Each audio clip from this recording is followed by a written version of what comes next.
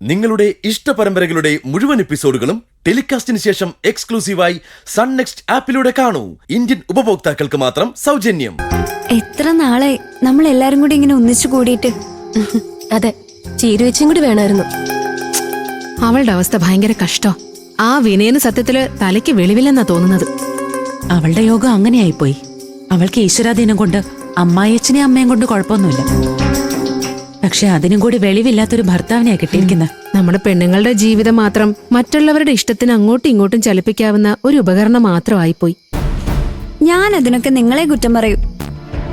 എന്തിനാ ഇങ്ങനെ ഭർത്താക്കന്മാർക്ക് അടിമകളായിട്ട് ജീവിക്കുന്നത്?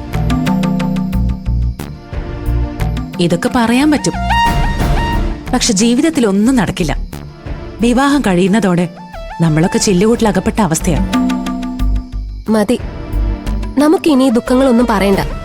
കുറച്ചു സമയം നമ്മുടെ സന്തോഷത്തിന് വേണ്ടി മാറ്റിവെക്കാം.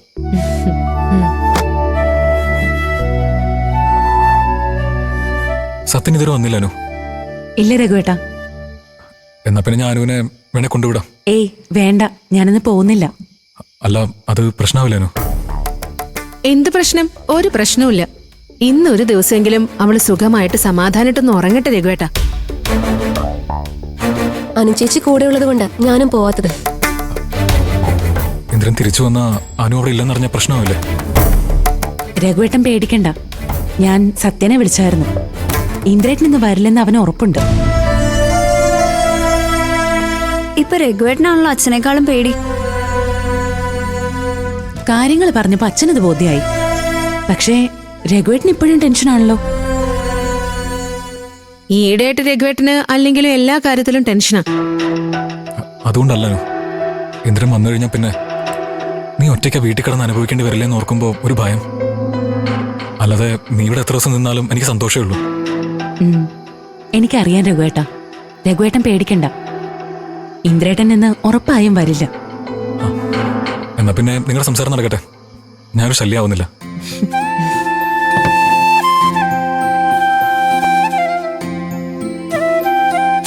പാവം ചീരു, അവളെ വല്ലാതെ മിസ് ചെയ്യുന്നുണ്ടല്ലേ? സത്യ. ഇനി നമുക്ക് 5 പേർക്കും കൂടി ഒരുമിച്ച് ഒരു ദിവസം കൂടണം. ഒരു ടെൻഷനും ഇല്ലാതെ എല്ലാ വിഷമങ്ങളും മാറ്റി നിർത്തി നമ്മുടേത് മാത്രമായിട്ടൊരു ദിവസം. അതെ, എന്നും ഓർമ്മയിൽ സൂക്ഷിക്കാൻ നമുക്കും അങ്ങനെ ഒരു ദിവസം വേണം. ശരിയാ, നമുക്കിപ്പോ ചീരു ചേച്ചിയെ കൂടെ ഒന്ന് വിളിച്ചാലോ? ചേച്ചി ഇവിടെ ഇല്ലെങ്കിലും ഫോണിലൂടെയെങ്കിലും കൂടാലോ. അതെ, നീ വിളിക്കും മോളെ. അമ്മ,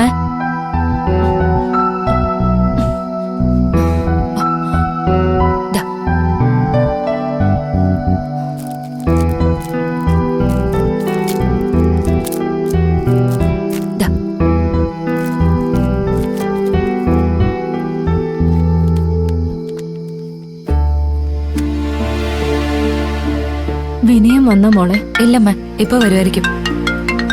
ഇവൻ ഇതെവിടെ പോകുന്നത്? ആ, നീ എങ്ങനെ അറിയാനല്ലേ?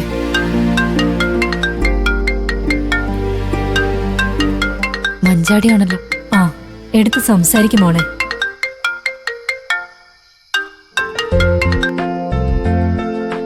ആ, ഹലോ മഞ്ചാടി. ആ ചീരു ചേച്ചി, എന്തൊക്കെയുണ്ട് വിശേഷം? ആ, സുഖം മോളെ. ഞാനേ അമ്മയ്ക്ക് മരുന്ന് കൊടുത്തോണ്ടിരിക്കുകയായിരുന്നു. ചേച്ചി തിരക്കിലാണോ? എങ്കിൽ ഞാൻ പിന്നെ വിളിക്കാം. ഏയ് വേണ്ട മോളെ, നീ പറഞ്ഞു. ഇവിടെ എല്ലാരും ഉണ്ട്. എല്ലാരും കൂടി ഒന്നിച്ചു കൂടിയപ്പോ ചീരു ചേച്ചി മിസ് ചെയ്തു. അതോടനെ വിളിച്ചത്. അനുചേച്ചി വന്നോ മഞ്ചാടി? അനു വീണ്ടും അവരുടെ അടുത്തേക്ക് പോയോ? ആ, വന്നു. അതല്ലേ ചേച്ചി ഞാൻ പറഞ്ഞത്, ചീരു ചേച്ചി മാത്രമേ ഇവിടെ ഇല്ലാതെ ഉള്ളൂന്ന്. ബാക്കി എല്ലാരും ഉണ്ട്. എനിക്ക് വരാൻ പറ്റിയില്ലല്ലോ.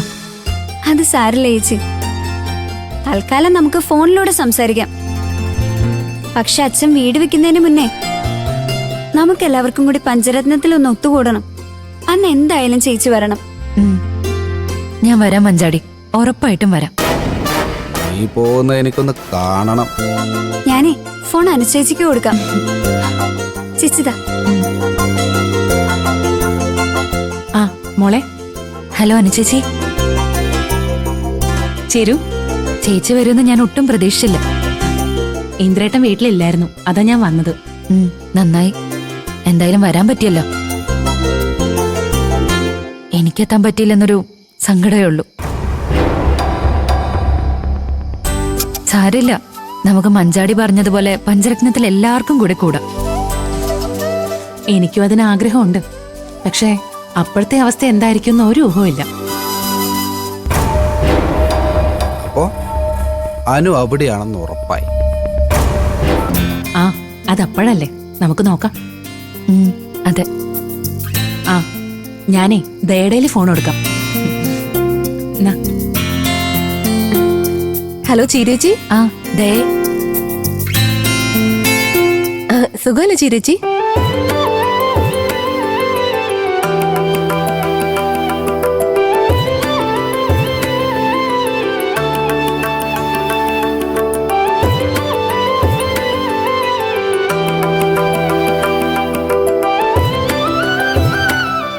ചേച്ചി.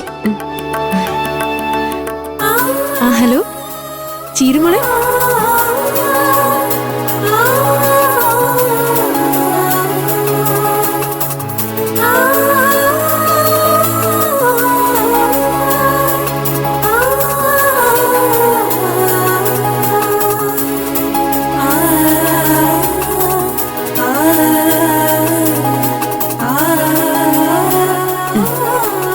അപ്പൊ ചേച്ചി വെക്കട്ടെ?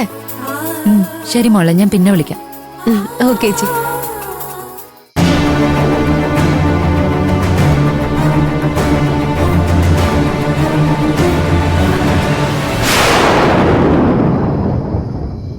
അവരെല്ലാരും രഘുവേട്ടന്റെ വീട്ടിലുണ്ട്, അതാ വിളിച്ചത്. അപ്പൊ ചീരുന് മാത്രം പോവാൻ പറ്റിയില്ലല്ലോ.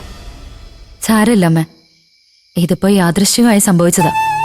തറവാട് വിൽക്കുന്നതിന് മുമ്പ് 2 ദിവസം എല്ലാരും കൂടെ പഞ്ചരത്നത്തിൽ നിൽക്കാൻ പ്ലാനുണ്ട്. അത് നല്ലതാ. നിങ്ങൾ ജനിച്ചു വളർന്ന വീടല്ലേ. നിന്റെ ഓർമ്മകൾ മുഴുവൻ ആ വീടിനെ ചുറ്റിപ്പറ്റി ആവില്ലേ? അതെ. വീട് വിൽക്കും മുമ്പ് എല്ലാരും കൂടി അവിടെ ഒന്ന് ഒത്തുകൂടുന്നത് മാഷിന് വലിയ സന്തോഷാകും.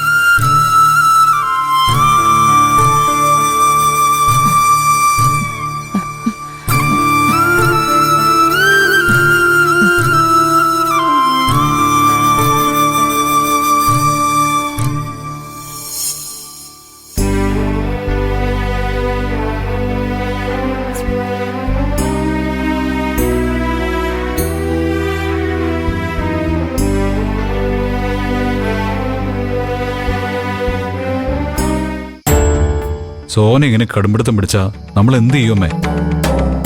അവളുടെ മനസ്സ് മാറിയില്ലെങ്കിൽ നമ്മൾ ഈ കഷ്ടപ്പെടുന്നൊക്കെ വെറുതെ ആവില്ലേ? ഒന്നും വെറുതെ ആവില്ല ഇന്ദ്ര.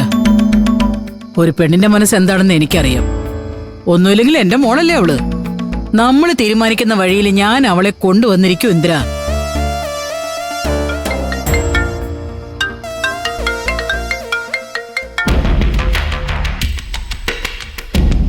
ഇവനിത് എന്തിനാവാ കൂടെ കൂടെ വിളിക്കുന്നത്? ആരാ ഇന്ദ്ര? ആ വിനയന. രാവിലെ 1-2 തവണ വിളിച്ചു, ഞാൻ എടുത്തില്ല.